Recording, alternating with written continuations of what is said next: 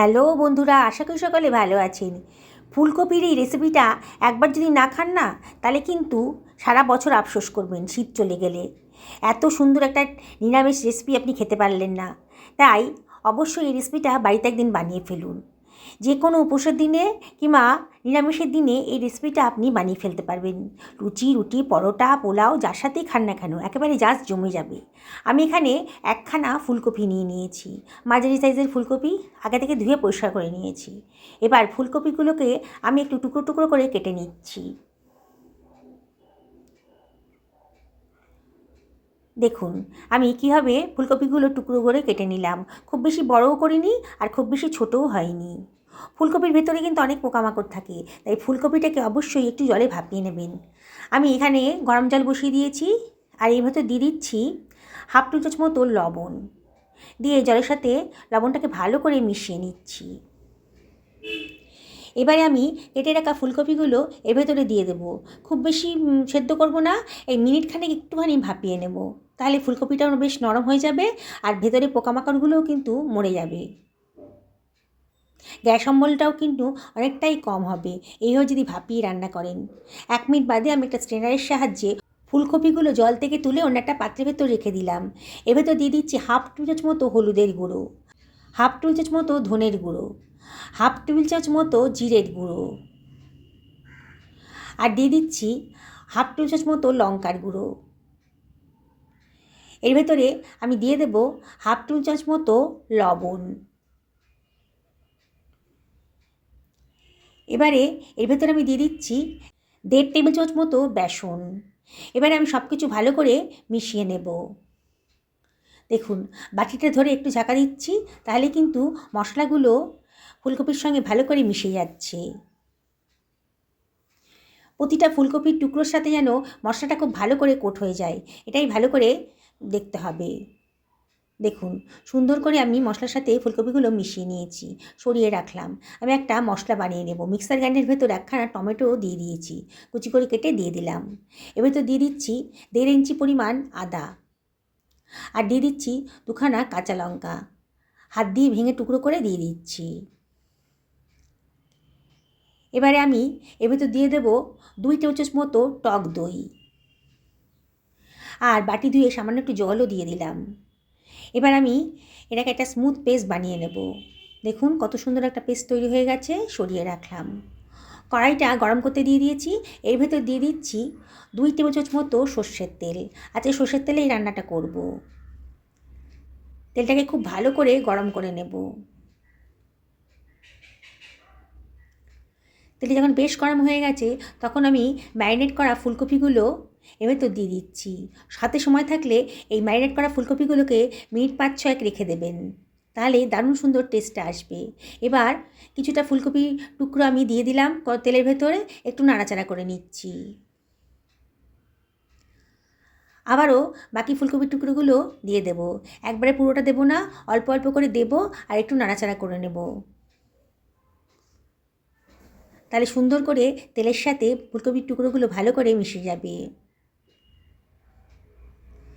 বাকি ফুলকপির টুকরোগুলো একবারে দিয়ে দিচ্ছি।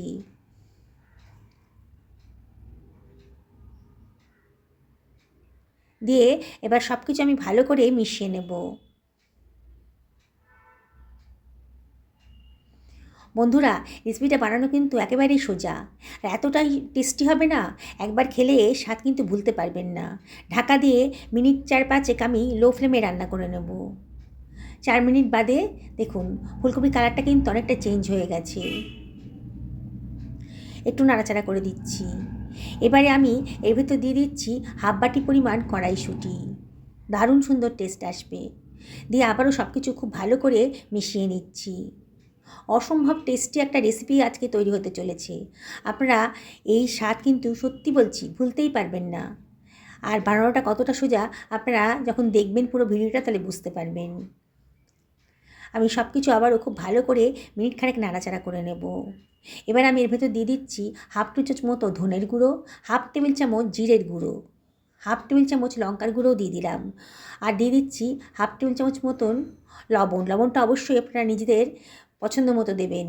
আগে কিন্তু আমি ফুলকপিটা ম্যারিনেশন করার সময় অনেকটাই লবণ দিয়ে দিয়েছিলাম। এবার সব কিছু ভালো করে ফুলকপির সাথে মিশিয়ে নিচ্ছি। গ্যাসের ফ্লেমটা মিডিয়াম টু লোতে রেখেছি। অনবরত কিন্তু নাড়তে হবে, নাহলে কিন্তু পোড়া লেগে যেতে পারে। মিনিটখানেক খুব ভালো করে এটাকে নাড়াচাড়া করে নিচ্ছি। মিনিটখানেক বাদে আমি বেটে রাখা মশলার পেস্টটা দিয়ে দিলাম। গ্রাইন্ডারটা ধুয়ে অল্প জলও দিয়ে দিলাম। দিয়ে আবারও সব কিছু খুব ভালো করে মিশিয়ে নিচ্ছি। গ্যাসের ফ্লেমটা আবারও মিডিয়াম টু হাইতে করে দিয়েছি। দিয়ে অনবরত কিন্তু নাড়তে হবে।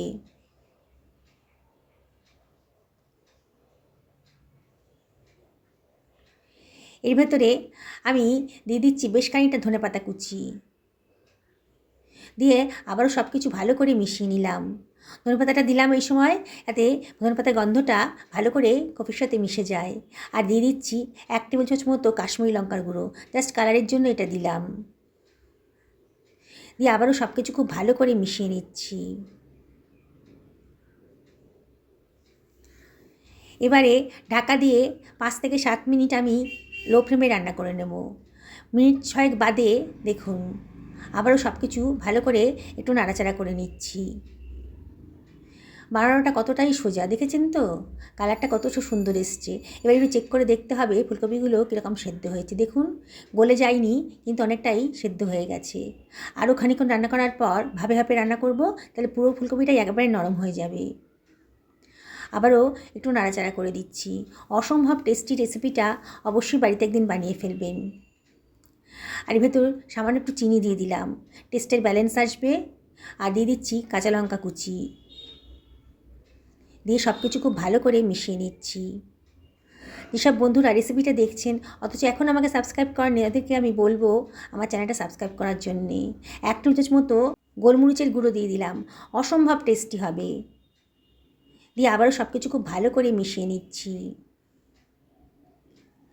টেস্ট করে দেখলাম লবণটা একটু কম মনে হচ্ছে বলে 1/4 টেবিল চামচ মতো লবণ এর ভেতর দিয়ে দিলাম। আর দিয়ে দিচ্ছি বেশ খানিকটা ধনেপাতা কুচি। একটুখানি কসুরি মেথি হাতে ডলে দিয়ে দিলাম, অসম্ভব সুন্দর একটা টেস্ট আসবে। এবারে আমি দিয়ে দিচ্ছি 1 ইঞ্চি পরিমাণ আদা লম্বা লম্বা করে কেটে রেখেছিলাম পাতলা পাতলা করে, সেটা দিয়ে দিলাম। অসম্ভব সুন্দর টেস্টটা আসবে যখন খাওয়ার সময় এই আদার টুকরোটা মুখের মধ্যে পড়বে। আবারও সব কিছু খুব ভালো করে মিশিয়ে নিচ্ছি। মিনিট খানেক এভাবে নাড়াচাড়া করে নেব। আমার কিন্তু রান্নাটা রেডি হয়ে গেছে। এবার এটা সার্ভিং প্লেটে আমি এটা সার্ভ করে দিচ্ছি। দেখুন বন্ধুরা কতটা টেস্টি হয়েছে, দেখেই মনে হচ্ছে এটা কি কতটা লোভনীয় হয়েছে না? তাহলে কি একদিন বানিয়ে ফেলবেন এই সুন্দর রেসিপিটা? একবার যদি না বানিয়ে খান না, শীত চলে যাওয়ার পরে কিন্তু আফসোস করবেন।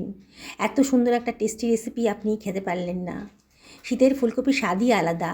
তাই আপনাদেরকে রিকোয়েস্ট করবো অবশ্যই বাড়িতে একদিন বানিয়ে ফেলুন। পরিবারের সকলকে খাওয়ান, নিজেও খান। সুস্থ থাকুন, ভালো থাকুন।